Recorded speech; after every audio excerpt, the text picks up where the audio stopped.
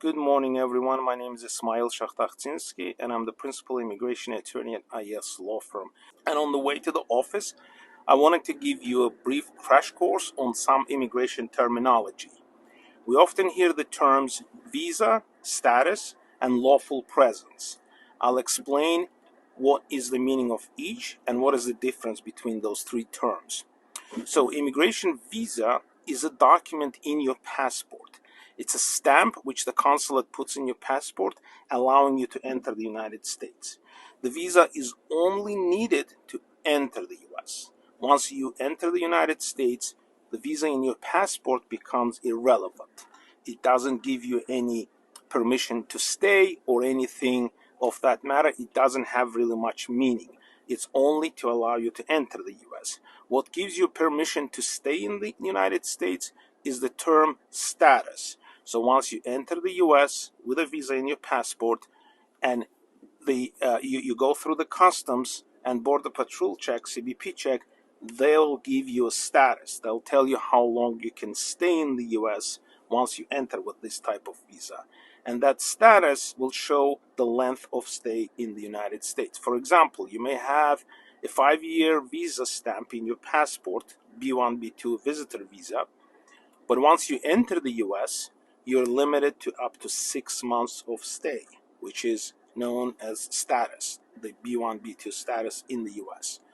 Or in the opposite way, for example, you may have a 1-year student visa in your passport, but once you enter the US, the Immigration and Customs Control will give you, will stamp in your passport the status of D/S, which is duration of status, which is basically limitless stay in the US as long as you're enrolled in school and you maintain your student status. So there is no end limit to a student status as long as you maintain your school program, you still continue studying in the US.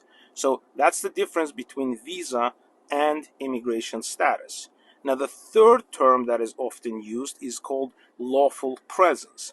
It's also known as period of authorized stay in the US.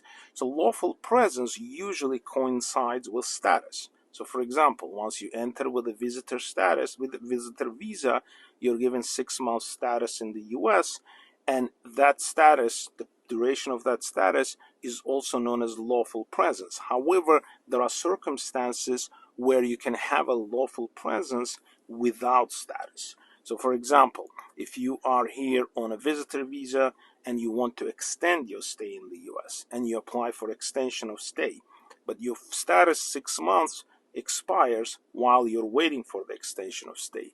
So the gap between those two times when your status is going to be approved and the previous status ended is known as lawful presence. So the Department of Homeland Security allows you to stay here and wait for the decision. Another example is when you change your status. If you filed for a change of status in the US before your previous status expired, or if you filed for adjustment of status in the US, that means application for permanent residency, during the pendency time of your case, you are lawfully present in the US. And the lawful presence is a term that is a